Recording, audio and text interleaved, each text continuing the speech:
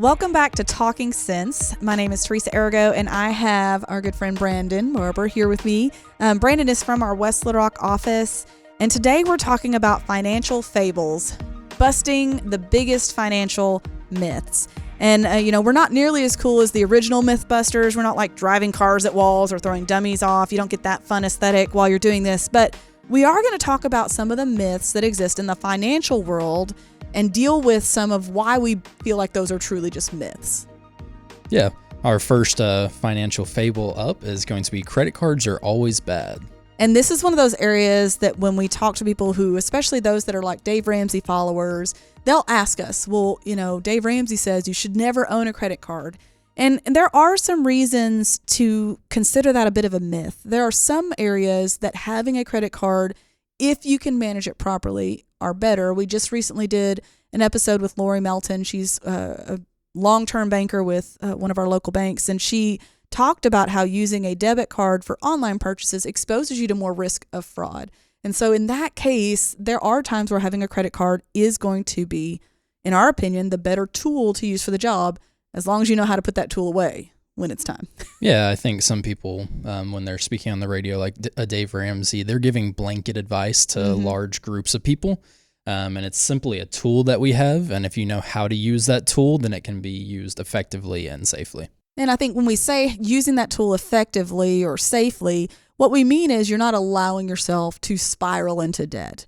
And one way to help you avoid that is if you make a purchase, like especially when you're newer to credit cards, one of the things I used to do is I would use it for purchases, and then once a week I would get online and just pay it off. That way it didn't have the ability to build up. Or if I had overspent a little bit, I got a heads up a lot quicker and I could dial it back, for the next week. So that's one way to keep that fable from becoming a reality in your life. And, there are some risks to using credit cards, not just the debt side, but if you get into debt with interest rates where they are right now, it can get ugly really fast. Yeah, we've had clients come in here that have incredible amounts of debt. And when it's under a credit card, we're always expecting to see high interest rates. And those are hard to dig out from under, especially with limited incomes. And so that can be a hard thing to build out of. Yes, and I think your reference to a tool makes a lot of sense, because if I have my hammer and I'm just slamming into walls around my house for no purpose, it's going to be damaging. But if I'm using it to drive a nail, it's a fantastic tool. And I think that's the issue with credit cards, that they get a bad name, is because they're not used as the right tool. So it's not inherently bad, though, and they're not always bad. Often when we use always and never, it's probably not accurate. So yes, credit cards are not always bad if you know how to manage them. Fable number 2, or myth number 2, renting is throwing away money. I think there's this huge drive to own a home, and renting is just a waste. I would disagree with that. I feel like the cost of owning a home can sometimes be prohibitive for some people when you get down to maintenance and keeping the yard. And if something breaks, maintenance is the biggest thing with houses, really. But in some cases, it doesn't make sense to own. Yeah, it's not if something breaks, it's when something breaks. Yes. Me and my wife are a renter right now, and I don't see us throwing away money.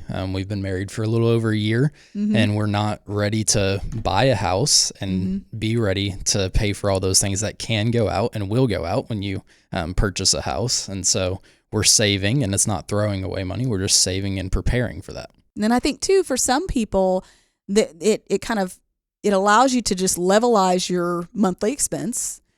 So if you're considering buying a house, you'll kind of have a better idea of what you can afford, because if you've been paying this rental at a certain level and you've got the wiggle room that you can build savings, then you probably have the wiggle room to cover some of those other expenses.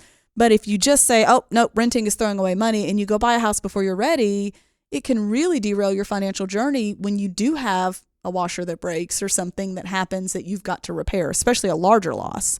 And then there's taxes. Every year you're going to have to pay property taxes on that.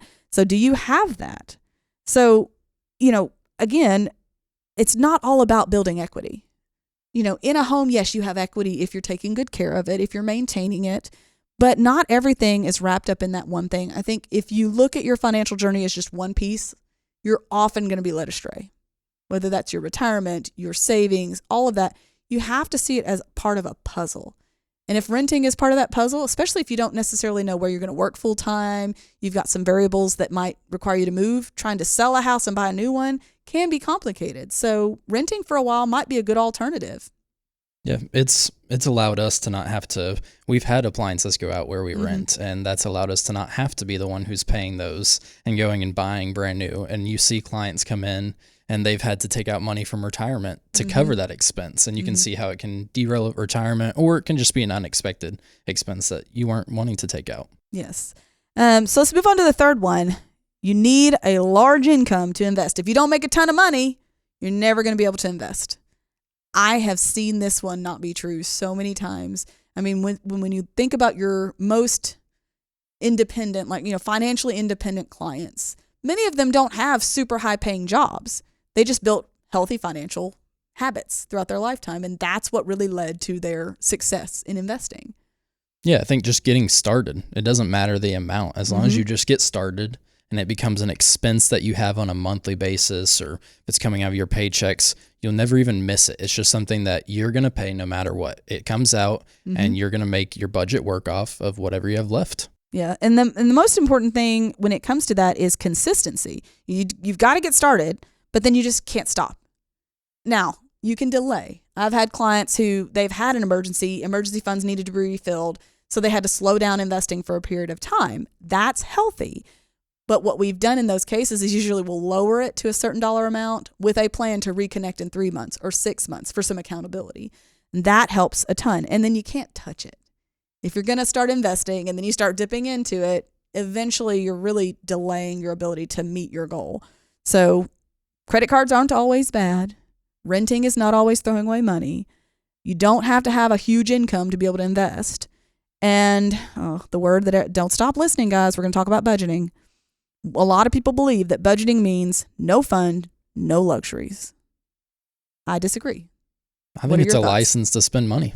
Okay. Explain that. You allocate, you come up with a budget either for yourself or you and your partner, and you allocate how much money can be spent on groceries and how much money can be spent on the fun things, going to the movies. You can have a line item for those things and it's still a budget, but okay, we have this much. Let's go to the movie theater this many times this month. Yeah. It's not keeping you from doing it. It's saying you can go and do this if you want. I'm going to use that. License to spend money, because you're not wrong. I love that as a descriptor for it, because in marriage, what's the thing people fight about the most? Money. Right? And if you both have agreed on how much can be spent, and then you both are bought into it, to me, it's going to save you a lot of arguments, because the funds are either there or they're not. So it's not subjective to my, endorphins that day, which can be a problem for a lot of people. They'll buy because they're having a high or a low, but if you're sticking with your budget, it takes the emotion out of it. And I've always said that budgeting is really just aligning your spending with your values. It's not about creating some sort of like prison for you. It's about putting boundaries. If you own property, often you're going to want to put up a fence to protect your property. A budget is putting up a fence around your spending habits. That's all it is. And if you can see it as that, I think it's really going to be beneficial to you in your journey. And it's okay to spend money on the things you enjoy. You just plan ahead. I think Scott has a line item in his budget that he's talked about before that he calls planned spontaneity. He has a certain amount per pay period because he likes to be spontaneous and do big trips, things like that. So he has a certain amount that he puts away every pay period that goes into that account. And when there's enough to go do something fun, he goes and does something fun. It doesn't matter what your line items are. I think it just matters that you have them.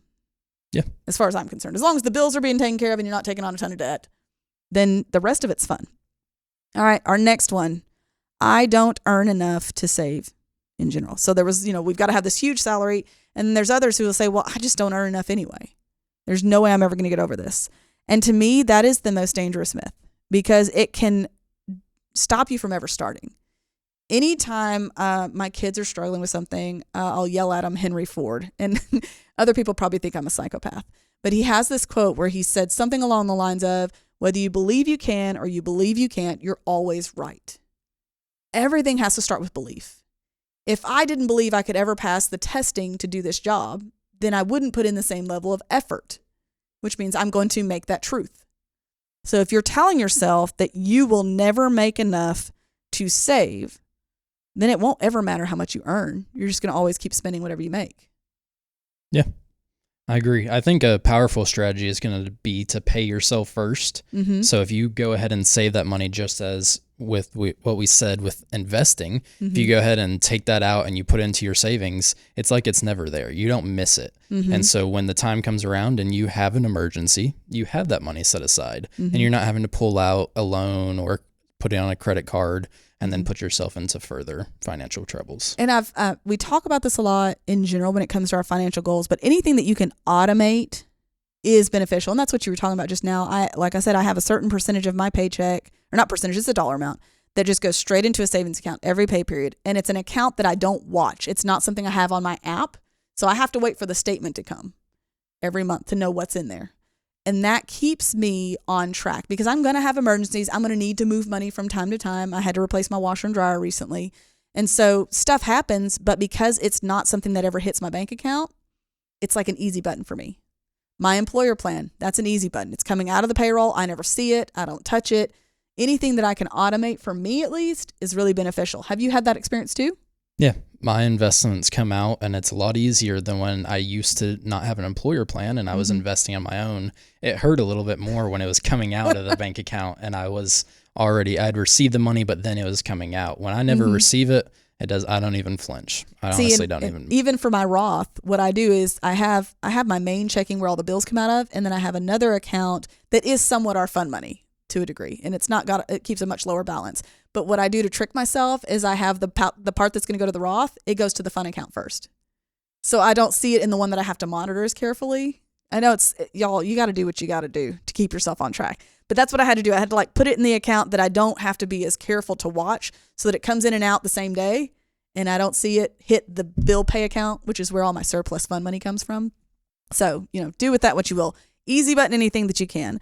And I liked you talking about paying yourself first. I think often when people are talking about savings goals, whether it's retirement savings or emergency funds, they see it as like missing out for the short term, right? They see it as, oh, I'm going without now so I can have more later.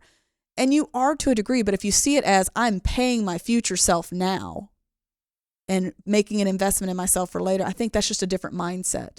So I really like the way you verbalize that. And what would be a key takeaway from this kind of busted myth in your opinion? I would say you just need to start saving, whether it's $10 or $20 a month or a paycheck, just beginning to save. You'll realize that when you have something come up and you don't have to go to a credit card or loan, you have a lot more peace about it. And it won't be as stressful. So yeah. And I think a lot of people believe if they can't go big, they might as well go home. And that's not, to me, a healthy strategy in any part of your life. If I decided I'm going to try to lose weight and I'm just going to eat 1,000 calories a day, I'm going to be miserable and nobody's going to want to be around me. Let's own that part because I like to eat. But it's not a realistic long-term strategy. So if I tell myself, well, I can't put 15% in my employer plan, or I can't put, $500 a pay period into savings for emergencies and future goals, then it's a waste of time. Well, then I'm always going to be behind.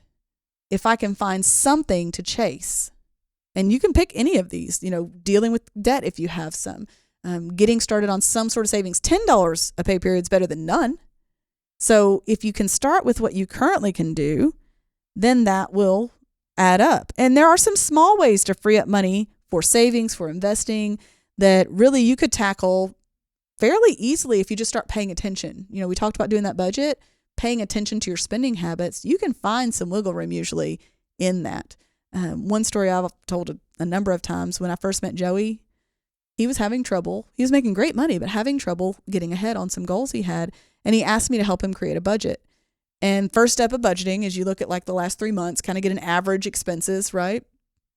$800 a month in eating out was his average. He had no clue because he was putting $10 on his card here, $5 on his card there, $8 on his card there, and not realizing the total. And so the first thing we did was, when he got paid next time, we went and bought some groceries. And he started packing his lunch. And it was amazing the difference that small step took. And it wasn't as imposing as he thought it was going to be. Have you had anything like that? I'll say when you eat out, you don't realize it's just those small charges that sneak up on you. You know, if you go and buy something big, you know that it's going to hit your bank account and you feel it. But when you just nickel and dime yourself, you don't realize it until the end of the month comes and you're like, where'd all that money go? And you go back and you look, and some of your banks will actually give you a spending breakdown by category. And that can be painful to look at. It's like, no way I spent 30% of my money on eating out this month. That can't be right. That can't be right. Yeah. And with that, we're going to go into our last 2 cents. So I'm going to let you go first, Brandon. What have you got? Yeah, I just encourage y'all to not let any of these financial fables hold you back, to just begin, whether it's saving or investing, or to look at the credit card and see if that's a tool that could help you in your financial journey. I just encourage you to begin.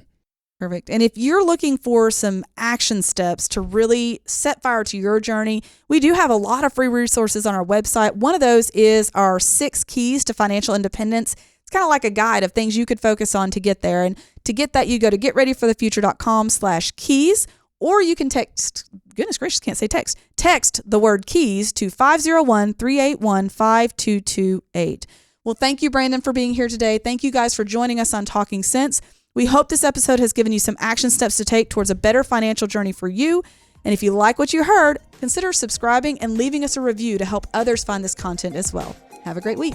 Thanks for listening to Talking Sense. And if you like what you hear, make sure and subscribe to the podcast to get all the newest episodes. The Gym Wealth team is available to you 24/7 at info@getreadyforthefuture.com or by calling our offices at 866-653-PLAN. That's 866-653-7526. And while we like to have fun here, we're also financial advisors, and that means disclosures. You should personally consult a financial advisor before making any investment, and no strategy can assure success. Securities offered through LPL Financial, member FINRA SIPC. Investment advice offered through Independent Advisor Alliance. Independent Advisor Alliance and Gym Wealth Financial Advisors are separate entities from LPL Financial.